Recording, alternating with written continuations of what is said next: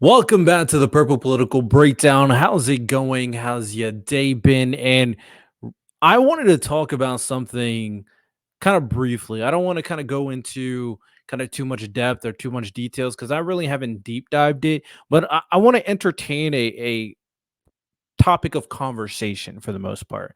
Now, as of recently, as you guys can tell from the video title and the thumbnail, as of recently, coffeezilla went out of his way to expose KSI. And I'm going to kind of point out you that yes, KSI is a person that I'm aware of. I've definitely watched his content in the past, and sometimes every now and then, if there's a really good Sidemen video, I might throw it on while I'm kind of doing some work, right? So KSI is a great entertainer, and from everything I've seen, he's a pretty good guy. And obviously, he's connected with Logan Paul, another person that CoffeeZilla went out of his way to expose for the Crypto Zoo stuff.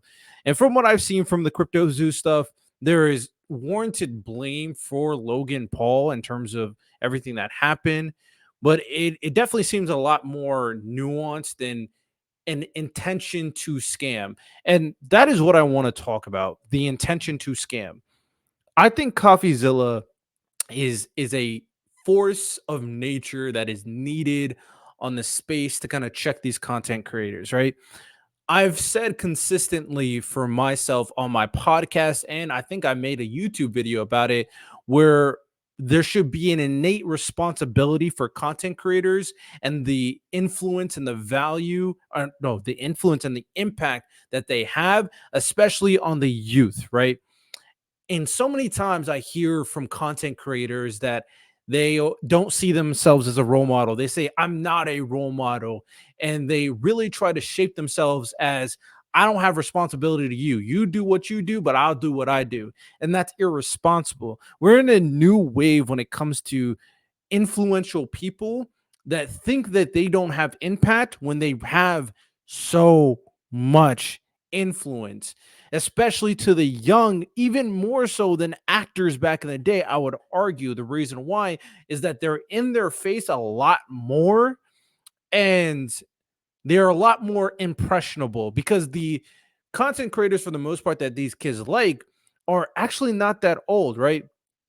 The past, and actually still current, but the past influencers and role models would be athletes, would be musicians, would be actors, people in Hollywood, people who are famous for whatever reason that they're famous for. People would kind of see them, but they would see a version of them that appeals to the public for the most part, unless you're talking about music. But even to an extent with musicians, there is a PR team that makes sure they don't say the wrong things. We know for a fact it is the case when it comes to athletes, and it is the case when it comes to Hollywood people, of course.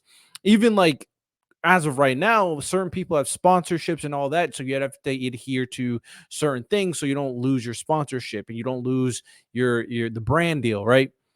Current content creators adhere to that, but as long as they don't go over the line, they can act however they please. So they're more kind of relatable because they are younger, they are in kids and young people's faces a lot more often, and people see these individuals more so as people I can replicate versus like a figurehead like a musician, an athlete, or in Hollywood are thought of.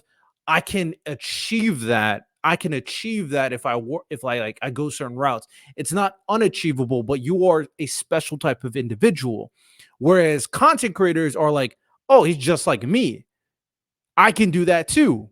It's easier for people in their mind to kind of resonate with the content creator because they could just pick up a phone, they can go on their computer and become a content creator. And whether they get big is up to them, of course, but they can see themselves in the person a lot more. So that means they have the ability to connect and to influence people way more than the role models of the past. So I say that consistently and the importance of that. And in this situation, we do need to have people to check these people when they're making the wrong decisions, wrongful actions, whether it's Kai with the New York stuff, whether it's Logan Paul with the crypto zoo. And I say all of this to kind of shape that yes, they need to be checked. Yes, if they do wrong, they should be not. you could argue punished, but definitely shamed, punished or shamed, however you want to put it, so they can correct their actions and be a better role model moving forward. But we also have to consider that even though an action is wrongful, doesn't mean that the intent is deceptive or manipulative or evil.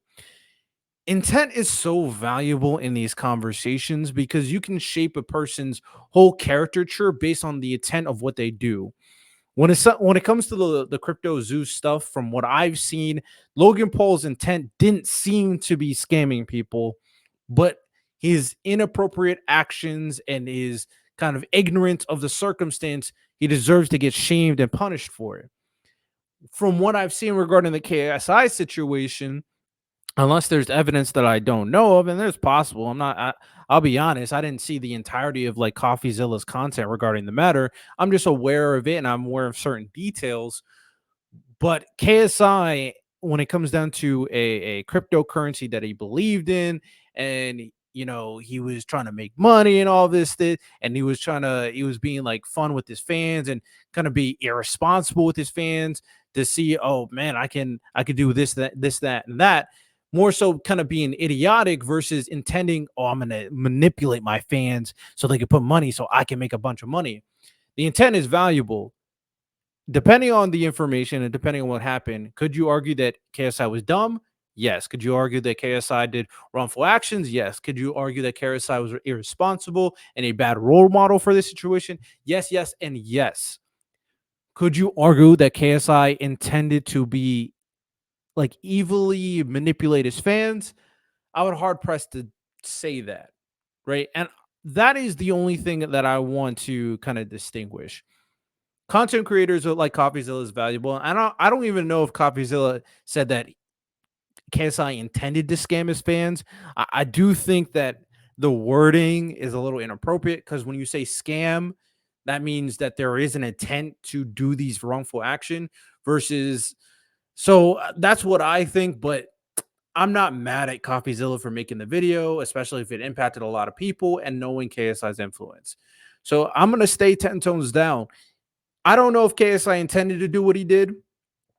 I don't know if the information and the evidence is 100% proving wrongful action, but I do know that these role models should be held accountable.